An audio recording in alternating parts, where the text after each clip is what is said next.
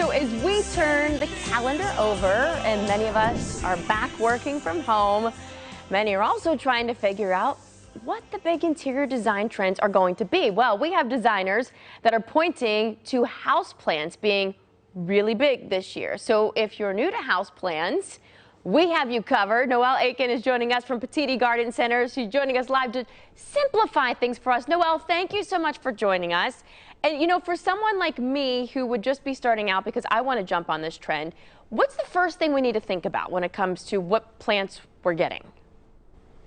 First thing is always lighting. So you want to make sure that you are kind of aware or observing the lighting that you're getting in the room, whether you're at home, working from home, in the kitchen, in the bathroom, what have you, or in the office. So you've always got to look for the light coming through the windows, or maybe even if you're under fluorescence all day.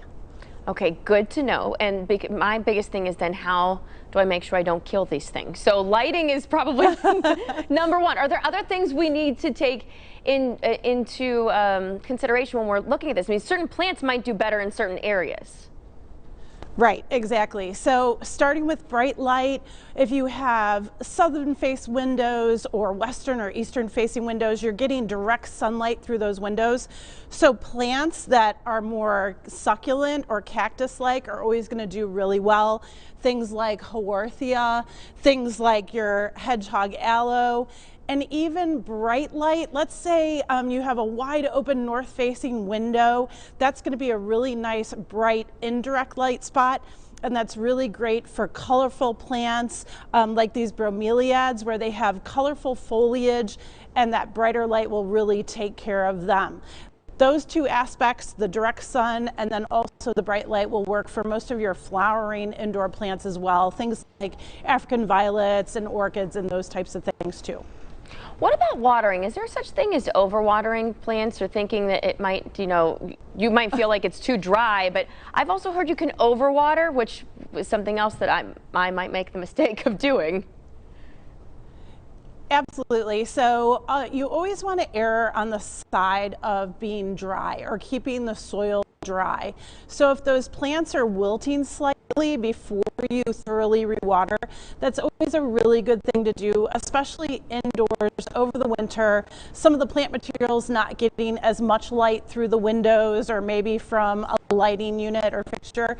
So make sure that those plants are slightly dry before you water them again. And we always talk about using things like moisture meters or light meters to help you figure out if you have full sun coming through windows, bright light, medium light, and then also low light. And there are plants for all these options. So even if you have a dark hallway, guess what? The snake plant, the ZZ plant will work for that. Medium light areas, you can try some colorful philodendron, and they're so easy. Again, let them go dry before you thoroughly rewater. Those snake plants are my favorite, and clearly this is, I didn't even realize why I love them so much too. I can put them in dark places and they're still going to thrive. Yes, and snake plants are one of the best plants out there for air purification too. Oh. So, cleaning our indoor air is always a really good thing to focus on as well. But they come in different varieties. So you have, like a softer green leaf, a darker leaf, variegated leaf types, cylindrical types, all different types. So it's a good plant to kind of start a collection with. I have a really quick last question for you. When it comes to plants that might have little flowers or even leaves on them that might be going south, are we pulling, do you pick them off? This is coming from someone who doesn't have plants clearly, but pruning them in a way, do you still do that with the house plants? Absolutely. So anytime you find problem areas, dried, dead, diseased foliage, you want to remove that as quickly as possible. Kind of look for the source of the trouble. Maybe you have dieback because you're over watering, so you want to check that soil. We usually talk about putting your finger in about an inch or two below the soil surface just to see if it's drier or wetter underneath.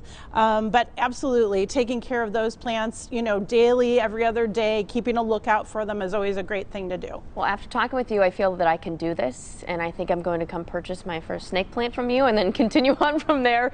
Nicole Aiken joining us again from Petiti Garden Center. She's at the Bedford location this morning, but again, they have spots all over Northeast Ohio for you to go and visit. Thank you, Noelle.